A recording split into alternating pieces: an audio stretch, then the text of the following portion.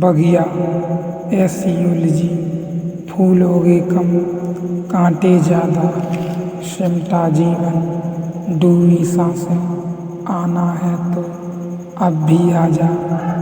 यदि आपने अभी तक पिछला अध्याय नहीं देखा है तो कृपया करके पिछला अध्याय देखें। मेरी माने तो आप पिछला अध्याय जरूर देखें, तभी आप इस अध्याय में प्रवेश करें, क्योंकि यह अध्याय बिना पिछले अध्याय देखे समझ पाना मुश्किल है।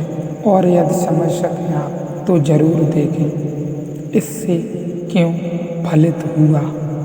इससे इसलिए फलित हुआ कि उसकी खून की रसद धार थी, वह मस्तिष्क की तरफ कम जाने लगी, क्योंकि मस्तिष्क तक पंप करने के लिए खून को ऊपर चढ़ना पड़ता है।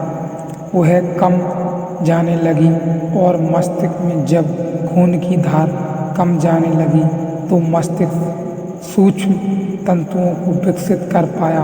अगर धार तेजी है तो सूक्ष्म तंतु टूट जाते हैं। जानवर की खून की धार सतत एक सी मस्तिष्क की तरफ होती है, इसलिए सूक्ष्म तंतु निर्मित ही नहीं हो पाते।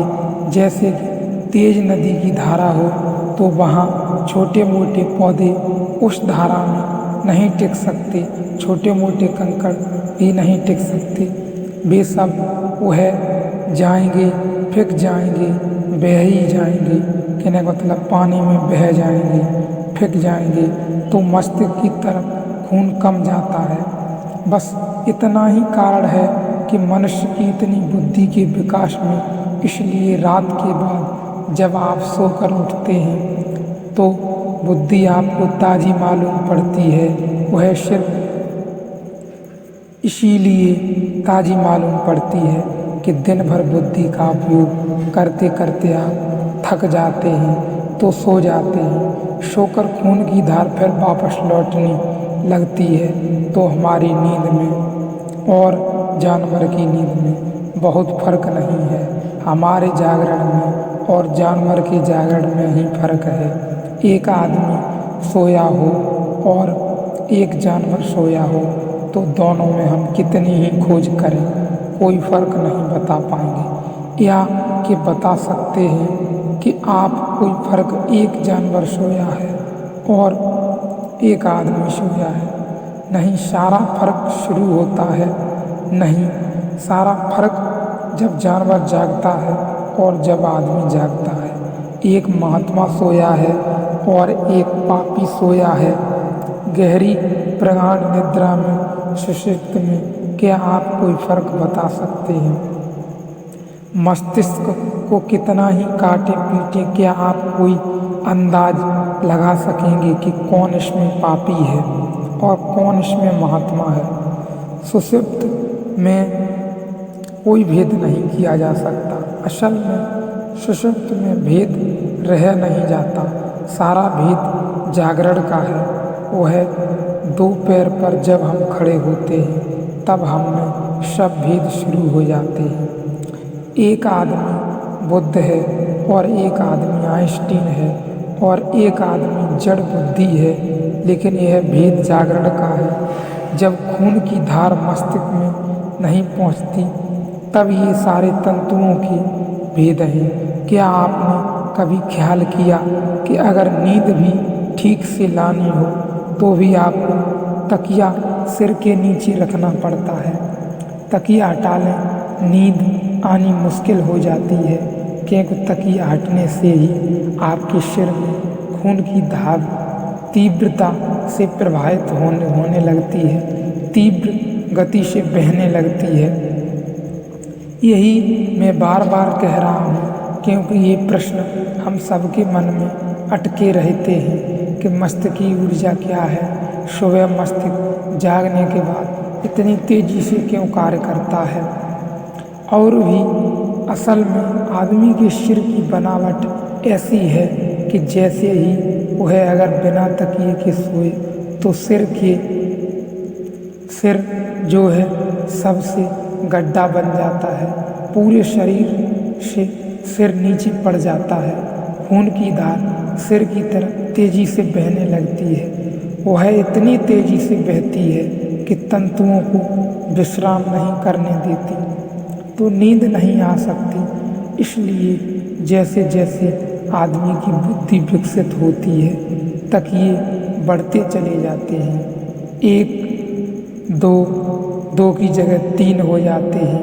उसका कारण है जितने सूक्ष्म तंतु भीतर पैदा हो जाते हैं, उतना उनको बताने की जरूरत हो जाती है, अन्यथा नींद नहीं आएगी। सूक्ष्म तंतु इतने जोर से कपेंगे कि नींद नहीं आ सकेगी।